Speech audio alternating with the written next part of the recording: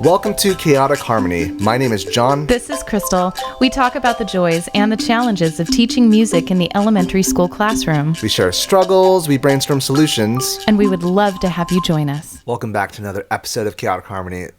Today, we have a special guest. Her name is Crystal Pridmore. And so, Crystal, you had a session recently with Teaching With Orff. I did. Which I heard was phenomenal. I still have yet to watch it, but You hear me talk all the time. Oh yeah, but I'll give you the rundown. Okay, yeah, give me the rundown. So how'd it go? What happened? What was the things? It went really well. And I had this project, and Jonathan's been really patient with me this year. I have to say, We've all been patient with everyone. Let's be real here. We have, but I had to drop off there for a couple of months because I got to the beginning of this school year, and we started in July because we're year round, and I hit a wall real fast, real hard. I was not prepared for the level of hard that this year was going to bring. Mm-hmm. I don't know what I was expecting. I knew it wouldn't be like the before times. I knew teaching in a mask would be hard. Yeah. And you know, our listeners know we were virtual for the entire year last year. But my goodness, it was teaching in a mask. It was, we talked about this in our episode with classroom management in a pandemic. It was like just the kids exhibiting behaviors that I'd never, ever dealt with before, ever on the scale that I was dealing with. Right. And it was just my own personal life balance. I was really struggling. And so what I needed to do was I needed to just kind of shell up, and just kind of, I went through my life with a fine-tooth comb, and I was like, what is draining the life out of me, and what is giving me life, and what do I have to keep, and what can I let go, and how can I get through this? Because I didn't want to burn out. I love what I get to do. Yeah, but I was Googling other careers on the regular, because I was like, I just don't know how I can last. And coding? Still a possibility. Fair. It's on the back burner. I always find it fascinating. Like music teachers go to coding. Like we have several have gone that direction. It's true. It's curious. Anyways. It is. And it makes sense to me because it's a creative field. So. And also I feel like after working in a classroom with so many variables, going you want things that have rules. Yes. Yeah. Yeah, it's true. I really can't imagine myself sitting at a desk all day is the only thing. Like I wouldn't really be thriving. But anyway, I get why people make the jump. Yeah, same. Yeah, so after I kind of pulled myself out of that pit, and I shut down, like I wasn't on social media for a few months.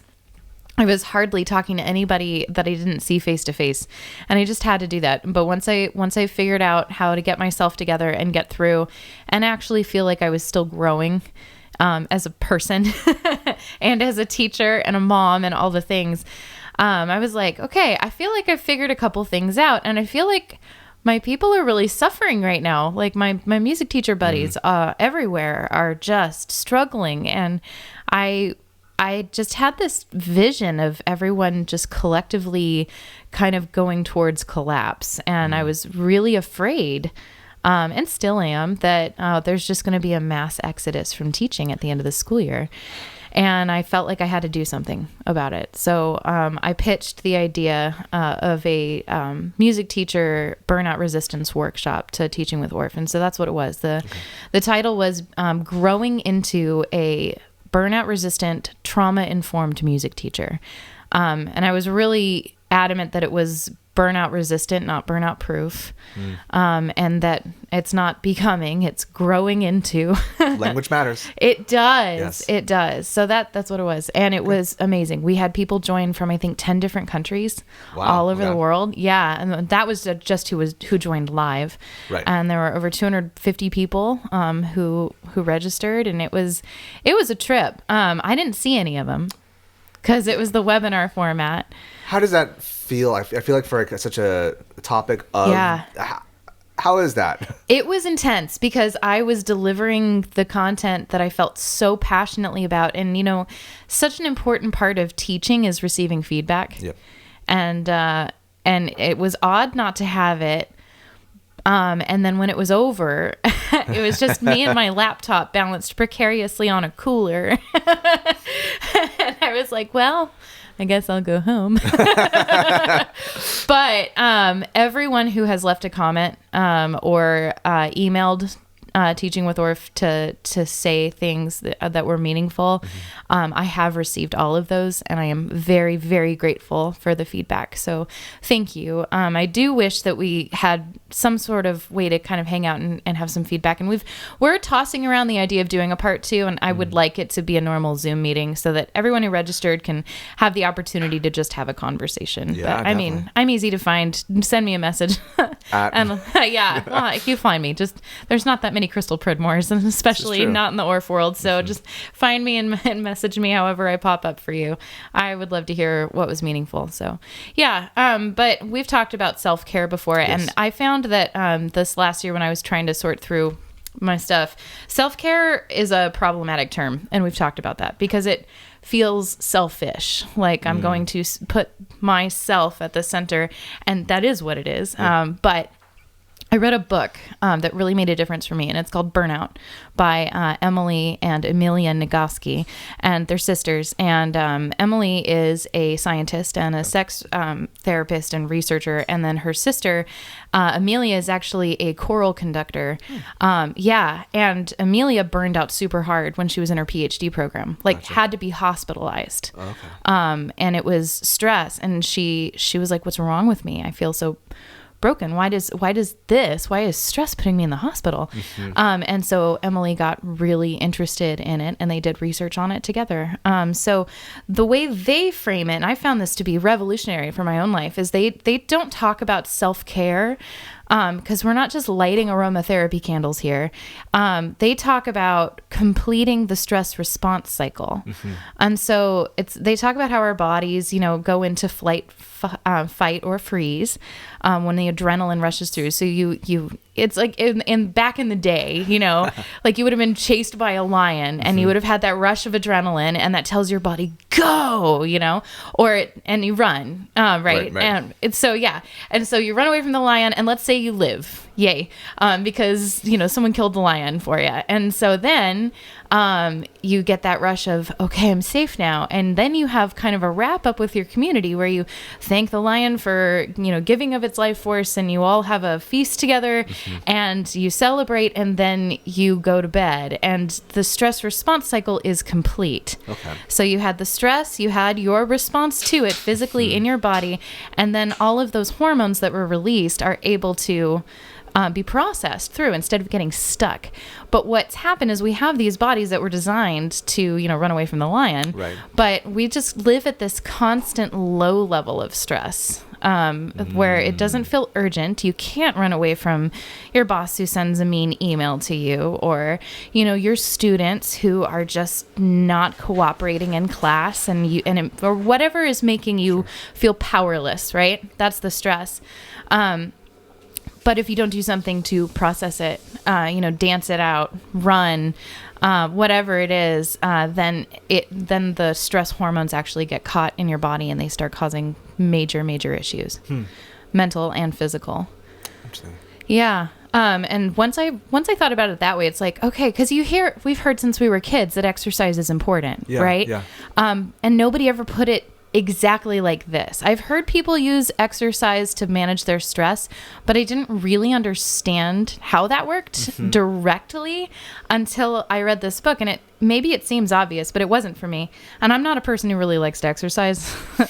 I just have never been inclined to go to a gym before. And I move all day long. I go for walks. I'm an Orff teacher. Yes, I'm up. I'm dancing. Yeah, I move all the time. But I'm not going to go I don't go to kickboxing class. Sure, I guess there.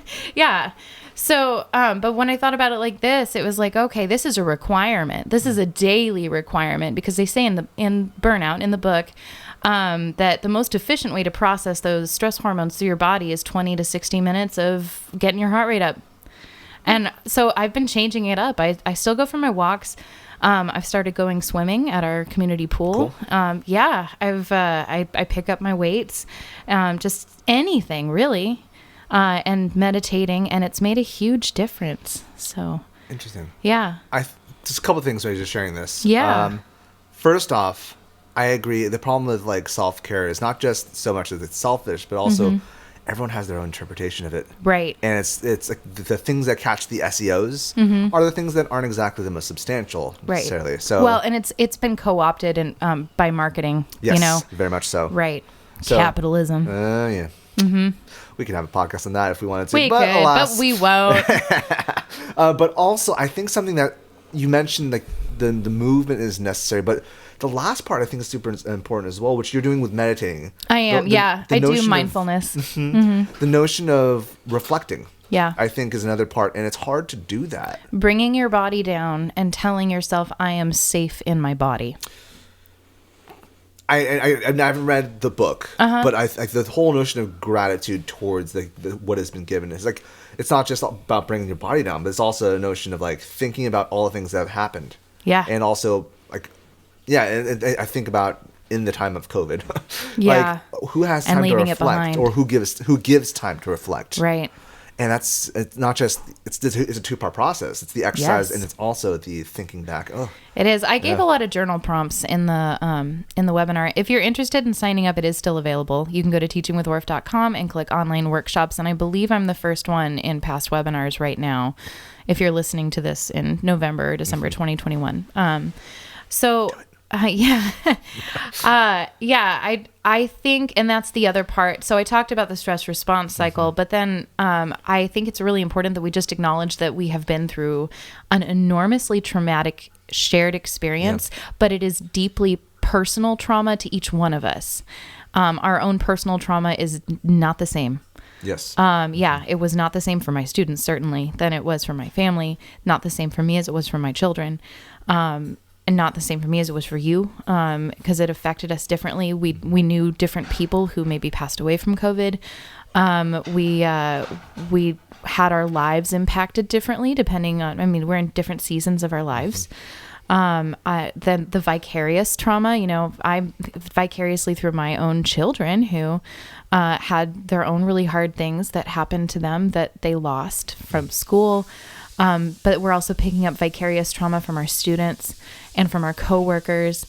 And then we have this enormous worldwide historical trauma. So I felt like I needed to name it. Because it was like everything was so hard and I couldn't articulate why I was so tired and why I felt like I couldn't catch my breath. Yeah. So I just started writing it down.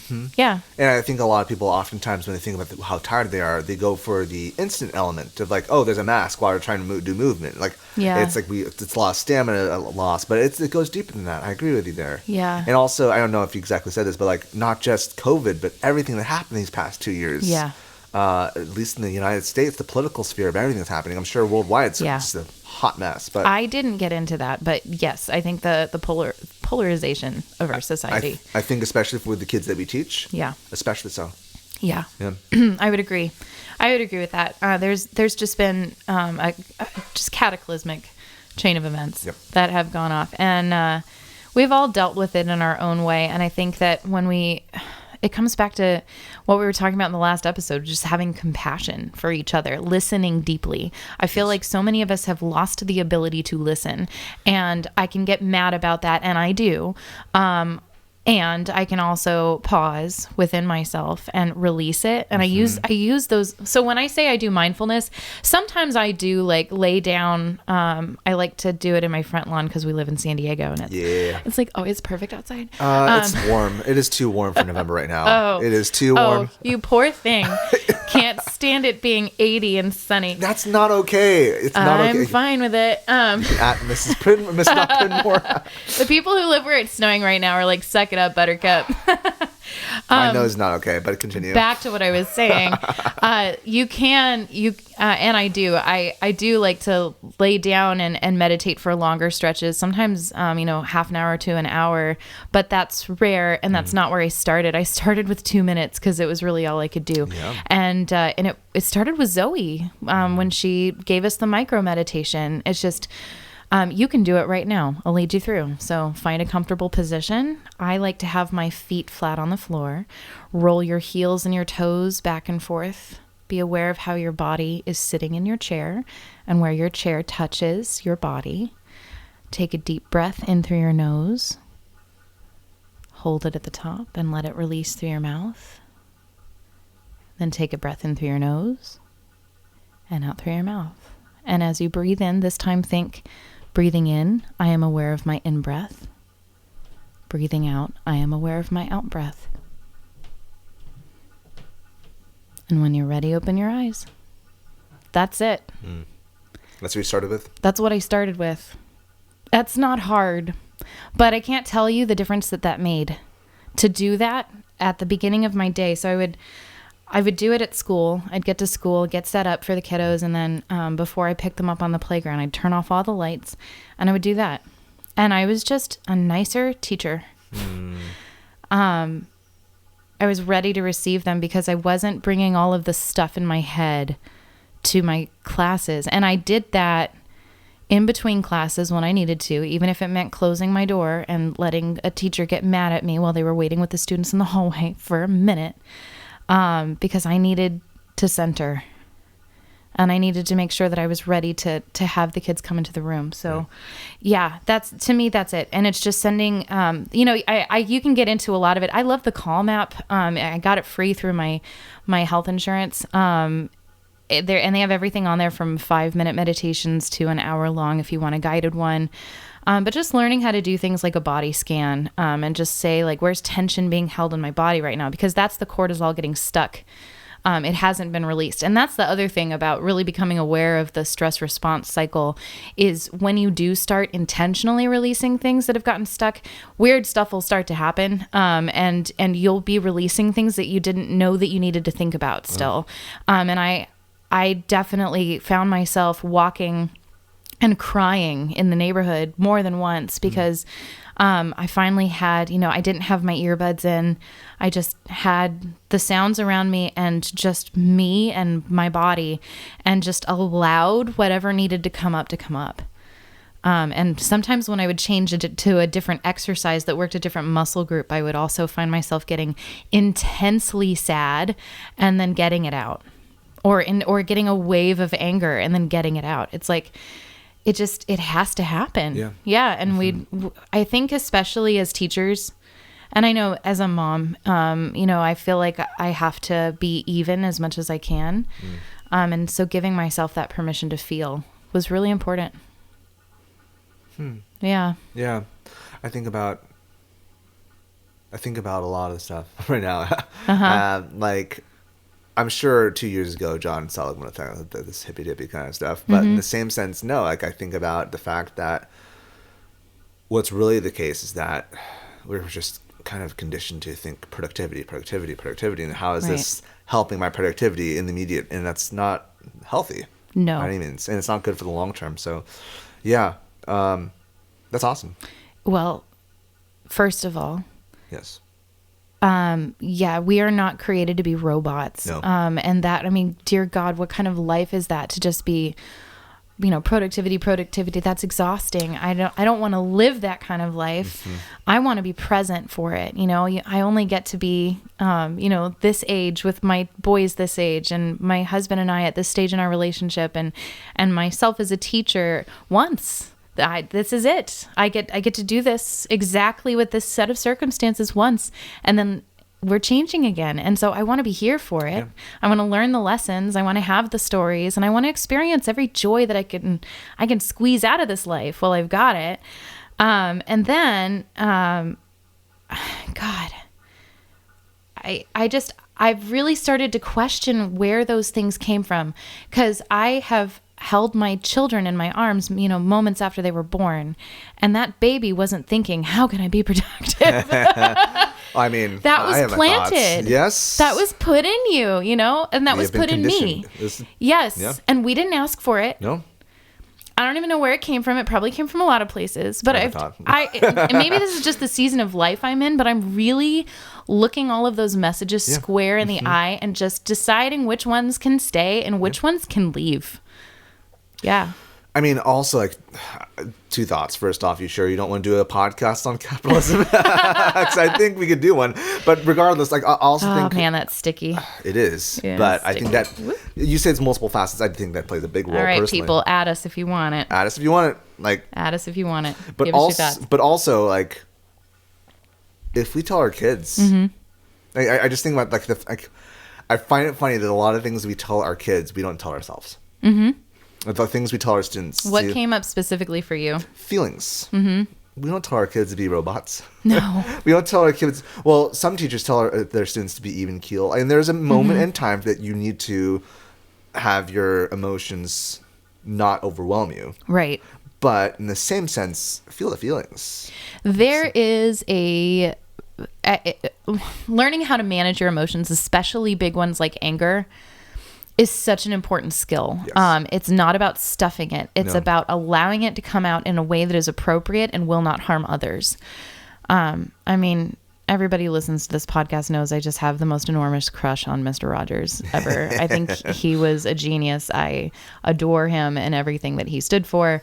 But I love his song, the "What do you do with the mad that you feel when you feel so mad you could bite? When the whole wide world seems oh so wrong and nothing you do seems very right." And then he gives suggestions. You can punch a bag, you can pound some clay or some dough. Healthy things to get the anger out. But I think the most powerful part of the song is it ends with, "I can stop when I want to, can stop when I wish, can stop anytime. And what a good feeling to feel like this and know that that feeling is really mine." To have that self-control. Yeah. I want that. I have two children who have their mother's gift for large emotions. It is a loud household here in the Pridmore house. We have big feelings that rip through us like freight trains. And I never wanted to teach them when they were toddlers to hit a pillow or anything in order to get it out, because I often thought like, well, they're going to get bigger. And so I don't want them to hit other things when they're bigger. So I tried to think of other ways to deal with the anger and then give them words for it. So I think arming our students with language for those feelings is very much so. Yeah, we just did a school-wide we have an amazing counselor, and she's done a number of surveys on the kids to find out where they are with their social emotional skills, and putting words to their feelings. It was a line on the survey, like, I can put my words to my feelings, and it was a shocking percentage. I believe it was 60% of the students said they didn't know or feel like they had the skills to do that. And I just kind of stared at that one for a minute, those results, and thought like, wow, all right, we got work to do on that one. Yeah. Articulate what's wrong. And I think about the last episode we were talking about teaching music, not just teaching the bigger things through music. Yeah. And just we're more teaching so people how to be good humans through the vehicle of music. Yes, very much so. A lot of thoughts. I know. Of thoughts, yeah. Small stuff. Just the small stuff. Just small stuff. We go deep here. That's how I roll. I don't have time for shallow stuff anymore. I love having fun. But I think that's something that maybe the gift of the last 2 years has been like, I just don't have time to waste. I get this just on stuff that doesn't matter. Yes. I don't have energy for it, and I don't want to think about it, and I've just gotten to the point now where I'm solid enough in what I think and who I am that I can say, no, we're not going to layer that on top of what I'm doing. And so the idea that I had in my head that I just really wanted to get across for the session was, we have these invisible needs, and I wanted to make them visible. So naming it, so making the teacher's invisible needs visible in the form of, what have we been through? What are we going through, externally and internally, and then how do we deal with it? And then the second half was ideas for bringing SEL into the classroom. So what invisible needs do the students have? Making the invisible visible. Yeah. I think about this quote, I forget what it is, from Dr. Zhivago, the importance of calling things by the rightful name. I forget what the quote is, but there is power. I mentioned this in an earlier episode. There's power in calling a child by their name. I mean, you can use it for good or evil, but as opposed to, like, I remember my first year, I had no clue what the kids' names were. Yeah. And, like, there is power in calling them by their rightful name. And I think the same thing happens with ourselves and our emotions. There's power by naming what is being felt. And that's really great that you're making the invisible visible. Yeah. Working on it. In progress, but yeah. Yeah, and to the point about the children, one of the things that really hurt my heart was there was a significant number of kids who answered that they when hard things happened, they didn't know who they could talk to at school. And I was like, wow, I have work to do on that. We don't have their names. It was an anonymous survey. But I have gone through my rosters probably 10 times. And since we got the results to that on Friday, and just wondered like, oh, who does not feel seen? Who doesn't know? Yeah. And whose name do I keep messing up? And, I know a lot about a lot of the kids, nothing like crazy deep, cause we teach so many, but I know who has a sister and who has a bunny and, that kind of stuff. Like, do I know a little personal thing about everybody? And if I don't, I'm going to focus on a class at a time, and just when they're lined up in the morning while we're waiting for the morning bell, just go down the line and tell me a story. Yeah. Time is precious. How are we going to use it? Yeah. There's another quote. I forget who said it, but how does a child spell love? And it's Time. It's Love. Crystal. You mean you spend time with the kids, and that's how you show them. That's how they believe you love them. We got 4 letters. We got it. Huh. If you know what the quote is, let us know. I'm curious. Yeah. Huh. I'm sure it's a short Google away. Yes. Yeah. Yeah.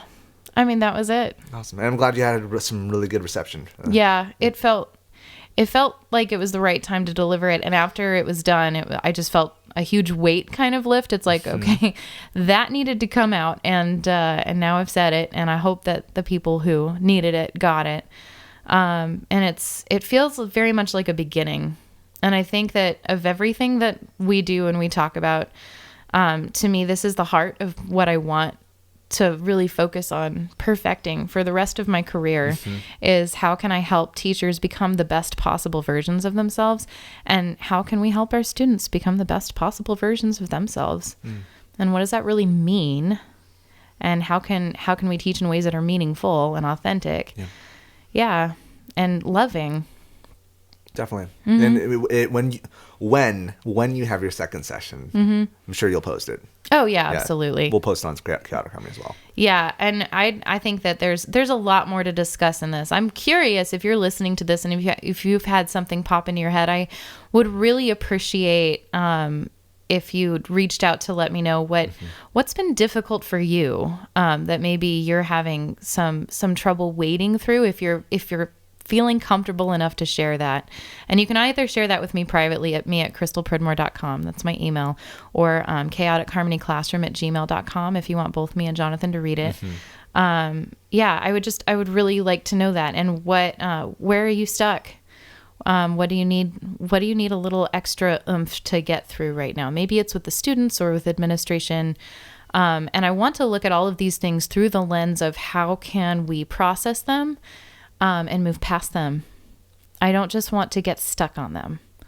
It's important to acknowledge them, and it's also important to look at them with the knowledge that we're not going to stay there. Yes. Growth mindset. Definitely. Yep. It meant a lot to us. We recently had someone reach out to us, not through the means that we asked you to, but you went directly to us, and it was really awesome. Krista Jones, thank you for messaging us through Facebook. It was great to meet you in person through during the Orff conference. It was great to chat with you. And so we'd like to chat with more people, whether it's on just in general or if on one of the topics that we talk about here. So please feel free to message us at chaoticharmonyclassroom@gmail.com, or you can find us on Twitter or the Facebooks, Chaotic Harmony Classroom, at CH Classroom for the socials, except for YouTube. Forget that. Anyways. Also, it really does help, not just to communicate with us, but also to help this community grow, to give us a rating. Go on your Apple podcast or any podcast listening app that has a rating system. Surprisingly, there's not a lot, but leave us a review.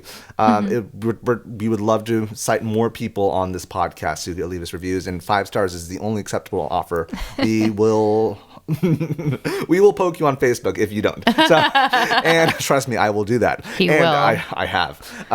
He's the only one who pokes me. I'm like, seriously, Jonathan? We can get more people to poke you.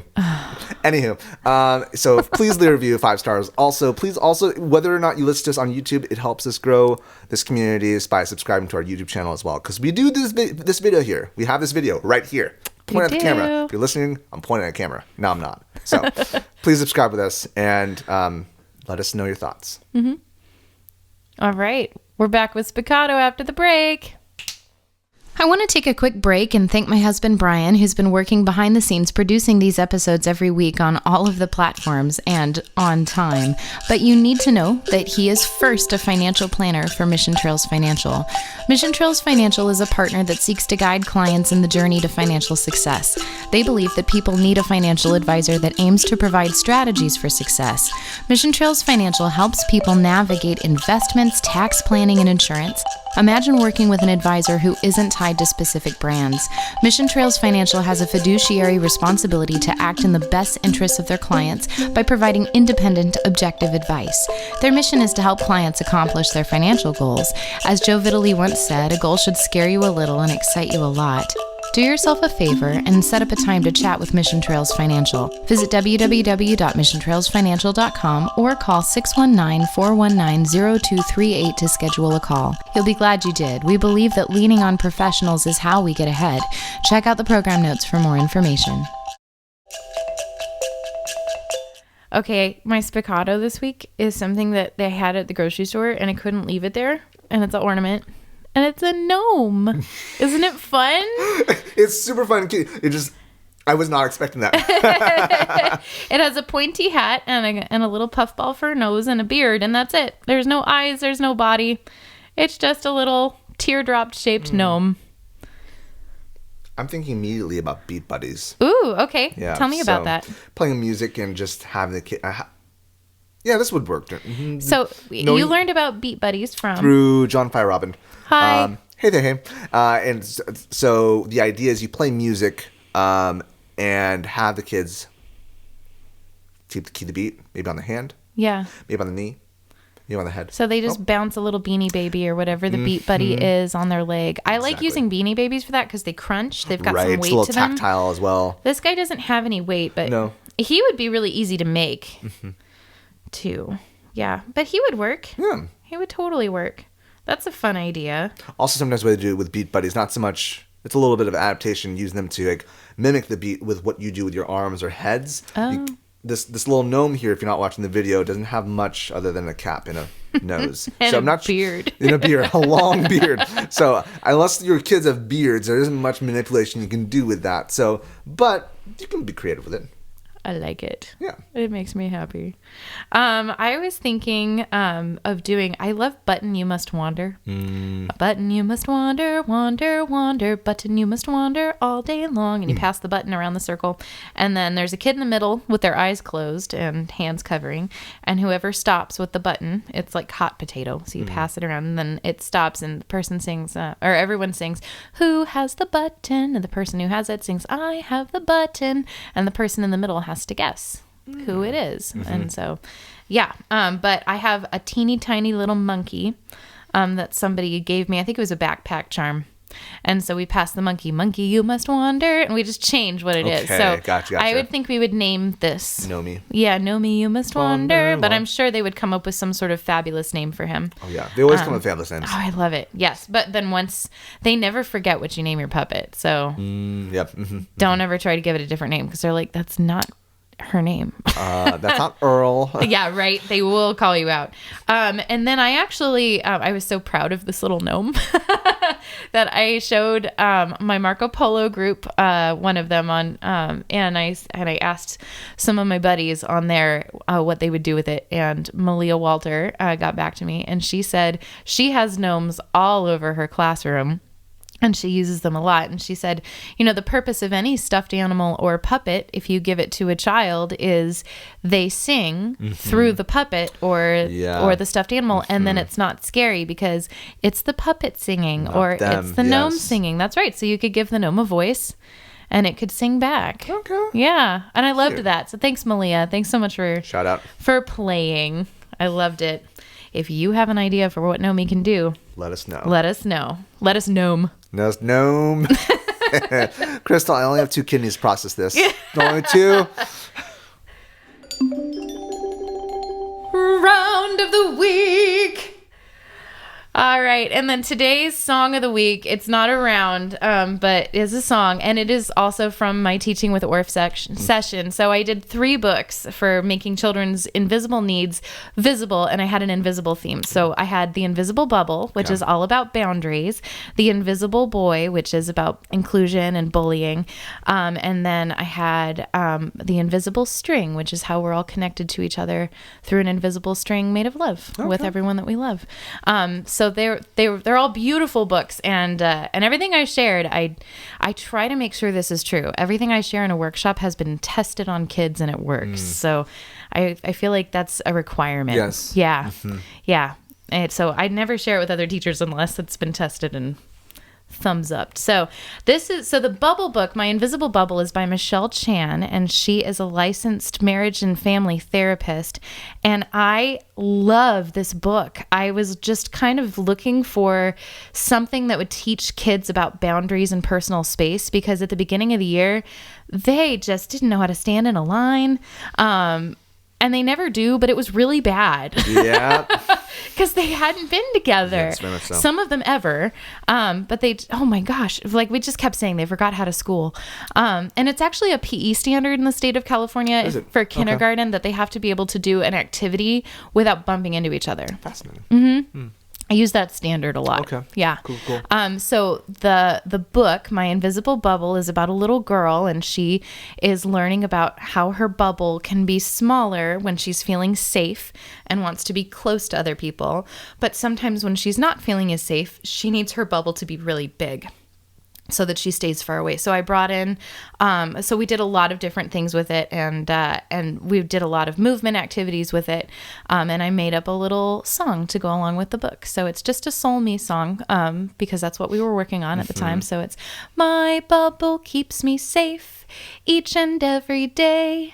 Only I decide if it grows or shrinks in size. So that's it.